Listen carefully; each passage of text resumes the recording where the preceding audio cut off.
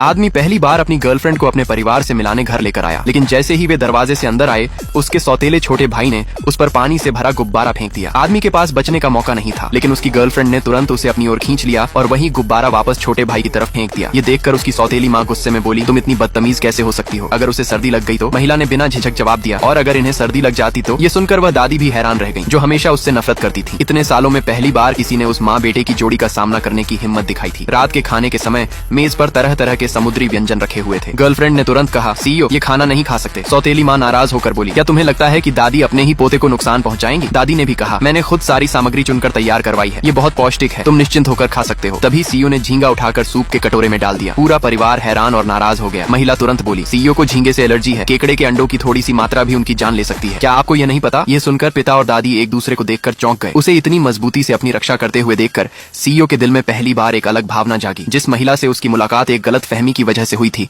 वह वास्तव में एक मेहनती फूड डिलीवरी ड्राइवर थी। एक दिन डिलीवरी करते समय उसे पता चला कि इमारत की लिफ्ट बंद थी। कोई दूसरा रास्ता न होने के कारण वह खाना पहुंचाने के लिए 20 मंजिल सीढ़ियां चढ़ गई। जैसे ही उसने ग्राहक को खाना दिया, वह थकान से वहीं फर्श पर गिर पड़ी। जब उसकी आंख खुली तो उसे पता चला कि उसकी सारी डिलीवरी देर हो चुकी थी। इसी दौरान उसने गलती से अपने नियोक्ता को फोन पर बात करते हुए सुन लिया। वह कह रहा था कि उसका भाई बहुत घमंडी है और सफाई को लेकर जरूरत से ज्यादा जुनूनी है। ज्यादातर महिलाएं उसके साथ काम नहीं कर पाती। उसे हर महीने कई बार नई हाउसकीपर रखनी पड़ती है। इतनी ऊंची तनख्वाह मिलने के बावजूद कोई भी यह नौकरी करना नहीं चाहता। ये सुनकर लड़की की आंखें फैल गईं। यह रकम उसके तीन नौकरियां करने के बाद भी होने वाली कमाई से कहीं ज्यादा थी। वह तुरंत आगे बढ़ी और बोली, मैं यह काम कर सकती हूँ। और इस तरह उसने वह नौकरी स्वीकार कर ली।